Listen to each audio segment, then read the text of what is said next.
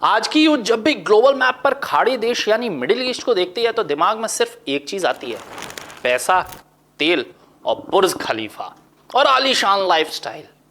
लेकिन क्या आप जानते हैं कि इसी इलाके का एक सकरा सा समंदर का रास्ता, जिसे स्ट्रेट ऑफ हॉर्मूज कहते हैं, वो पिछले कई दशकों से बारूद के ढेर पर बैठा है। पिछले 2 महीनों से यह बारूद का ढेर लगातार फट रहा था। इतिहास खुद को दोहराता जरूर है, मैं हर वीडियो में कहता हूं। आज जो कुछ वहां हो रहा है उसे समझने के लिए हमें इतिहास के पन्ने पलटने होंगे।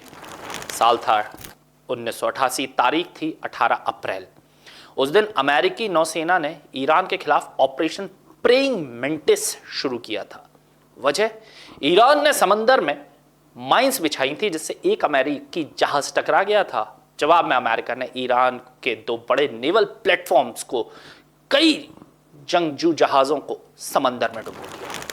लेकिन ऐतिहासिक और खूनी टकराव को दुनिया के सबसे मशहूर military historian Craig L Symonds ने अपनी चर्चित किताब the US navy a concise history में दर्ज किया है। साइमंड्स लिखते हैं कि कैसे हॉर्मूज का यह छोटा सा रास्ता पल भर में सुपर पावर्स के ईगो की जंग का मैदान बन जाता है।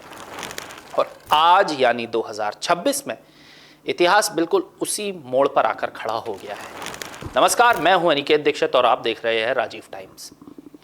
अब आते हैं आज की बड़ी खबर पर। खबर सीधे वॉर जोन से। अमेरिका और ईरान के बीच इस वक्त आर पार की जंग छिड़ चुकी है। शांति बहाल हुई, यह शांति फिर भंग हुई है। ईरान की खतरनाक सेना IRGC, Islamic revolutionary guards Corp ने बहरीन और कुवैत में बने अमेरिकी सेना के 85 ठिकानों पर मिसाइलों से ताबड़तोड़ हमले कर दिए। जी हां, आपने सही सुना, 85 मिलिट्री साइट्स। अब आप सोच रहे होंगे कि भाई अचानक ऐसा क्या हो गया, कल तो शांति हो गई थी। दरअसल ये ईरान का बहुत बड़ा पलटवार है। इससे ठीक पहले अमेरिकी सेंट्रल कमांड यानी सेंटकॉम ने ईरान के अंदर घुसकर उसके air defence system, coastal radar और IRGC की 60 से ज्यादा लड़ाकू नावों पर 80 से ज्यादा सटीक हमले किए थे। अमेरिका का दावा था कि ईरान हॉर्मूज स्ट्रेट से गुजरने वाले इंटरनेशनल कमर्शियल जहाजों पर हमले कर रहा है।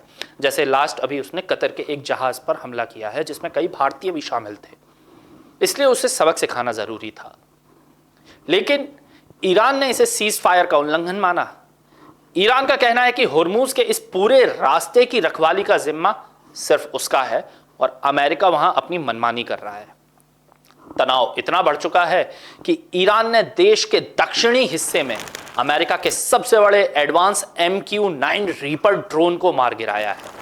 अब बहरीन में अमेरिका का जो 5th फ्लीट बेस है और कुवैत में अली अल सलीम एयर बेस है, इस वक्त वहां सायरन गूंज रहे हैं और धमाकों की आवाजें आ रही हैं।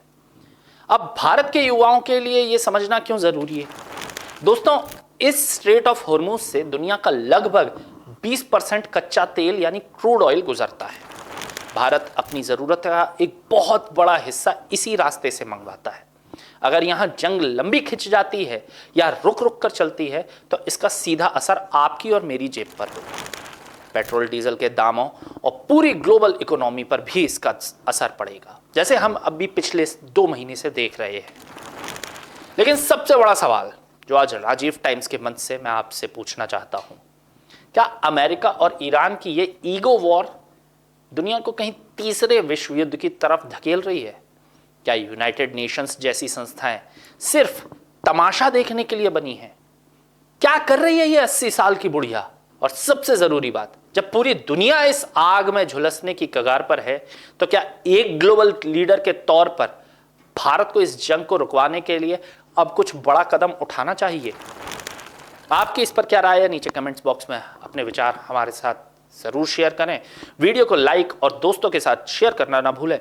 देखते रहिए राजीव टाइम्स। मैं अनिकेत दीक्षित आपके साथ लूंगा इजाजत। नमस्कार। जब मुद्दे बढ़ते हैं और सुनवाई कम हो जाती है, जरूरत होती है एक ऐसी आवाज की जो सीधे जनता से जुड़े। अब हर गली हर मोहल्ला बनेगा खबर का हिस्सा, जहां उठेगा हर सवाल जनहित के मुद्दों, बेबाक अंदाज बिना किसी दबाव के, सिर्फ सच और जनता की आवाज। राजीव टाइम्स लेकर आ रहा है एक खास कार्यक्रम, जनता के बीच जनता की बात। हम आ रहे हैं आपके बीच आपकी आवाज को बुलंद करने, देखना ना भूलें राजीव टाइम्स पर, क्योंकि अब बात होगी जनता के